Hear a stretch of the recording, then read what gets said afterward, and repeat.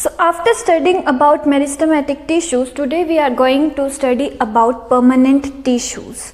Permanent tissues are the tissues which have lost the ability to divide, and then the cells of these types of tissue attain a specific structure, means they will be having a specific type or particular type of shape, particular type of size, and they will perform only one function throughout the life.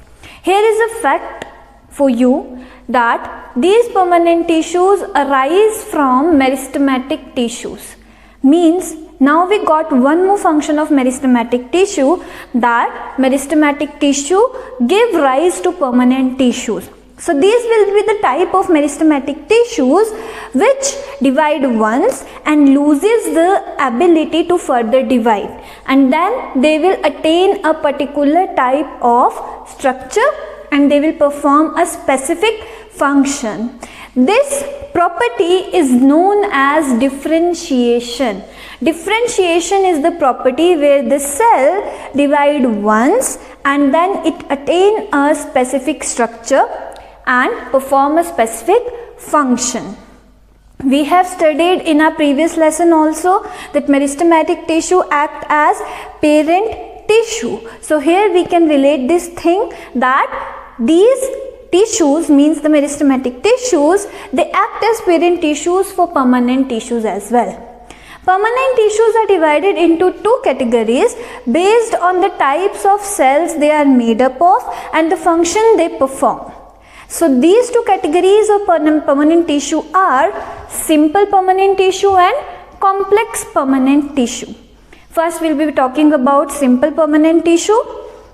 Simple permanent tissues, these are the tissues which are made up of cells which are similar in shape, similar in function and similar in structure, as well as their origin, means जहाँ से वो develop होंगे, produce होंगे, originate होंगे, वो भी similar ही होगा.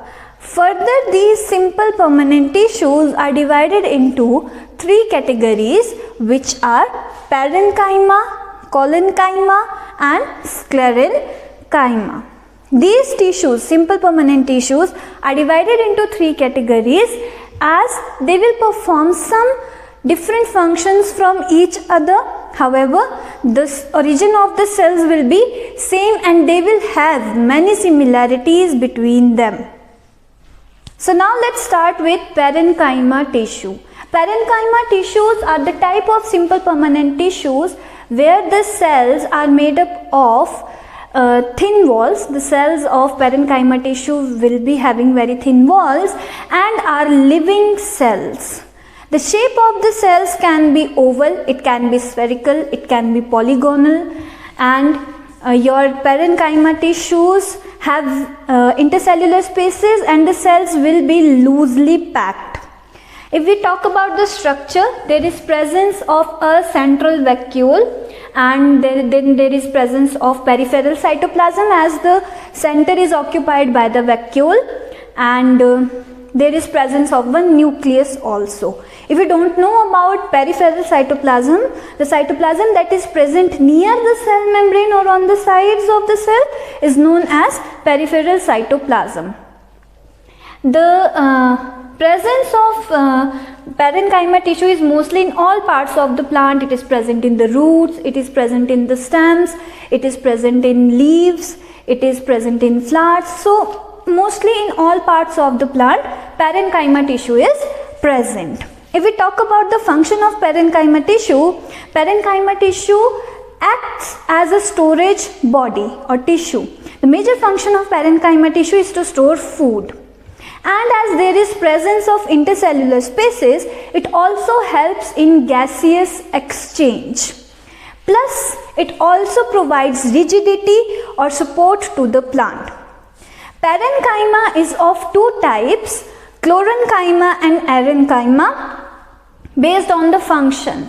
If the parenchyma having photosynthesis property, means if the parenchyma will be having chlorophyll, it will be known as chlorenchyma.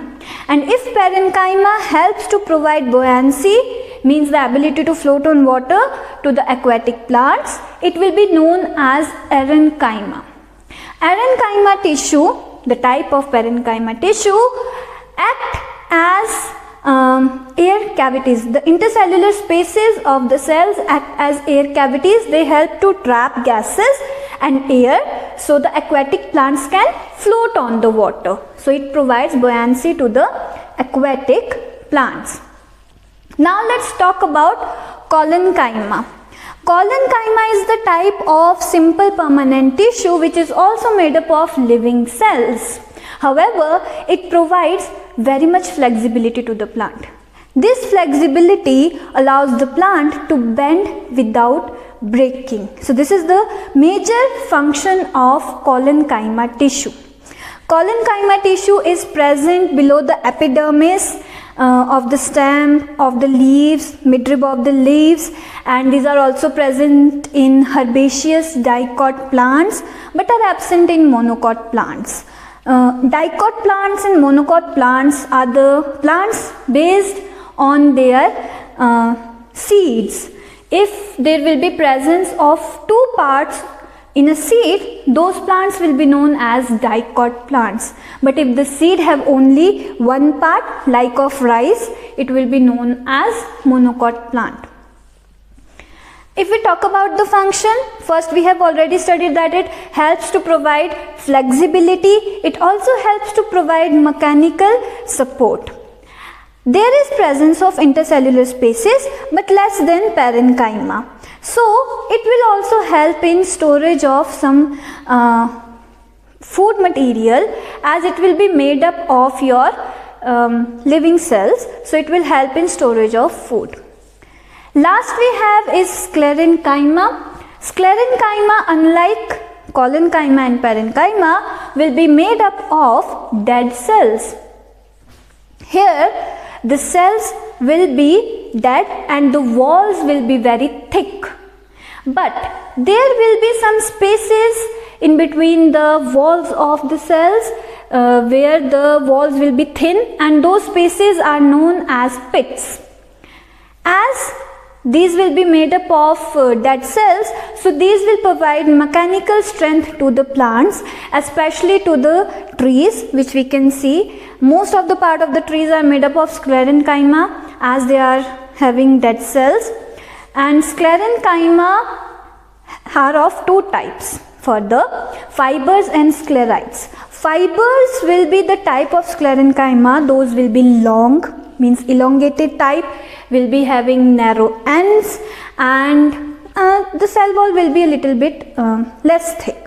However, on the other hand, sclerites will be short, broad, and very thick cell wall will be there. However, the pits will be present in both fibers and sclerites. Let's talk about the parts where they are present. They are present in the hypodermis of stem, means below the epidermis. They are present in xylem and phloem, which are a type of complex tissues that we will be studying later on. And they are present in the coat of seeds and nuts. So these sclerenchyma tissues provide mechanical strength to the plant. Plus, they also helps in protecting the seeds and nuts. Some plants like hemp, flax, jute, coconut, the sclerenchyma of these types of plants are commercially used. So this was all about sclerenchyma, collenchyma and parenchyma. Let's sum up today's session. Today we have talked about permanent tissue. Permanent tissue are the tissues which are having only particular structure and perform particular function, means they loses the ability to divide. They have been differentiated. Permanent tissues are further of two types, simple and complex. Simple permanent tissues are the types of tissues which have similar origin. The cells of these tissues will be having similar origin, will be having similar structure, and will perform similar type of function, some sort of. So simple permanent tissue are further of three types: parenchyma, collenchyma and sclerenchyma. Parenchyma and collenchyma are made up of living cells, while sclerenchyma is made up of dead cells. Parenchyma is the type of tissue or are the types of tissues which will be having thin wall, while the walls of collenchyma are thick on the corners, while sclerenchyma has very thick walls. Parenchyma are further of two types, chlorenchyma and erenchyma. Based on their function, chlorenchyma have chlorophyll, helps in photosynthesis. Erenchyma helps in buoyancy in the aquatic plants, and the major function of parenchyma is to store food. While on the other hand, collenchyma helps to provide flexibility to the plant, and sclerenchyma will be providing mechanical strength to the plant, and plants like hemp, flax, jute, coconut, these plants having sclerenchyma are commercially used. The sclerenchyma of these plants is commercially exploited.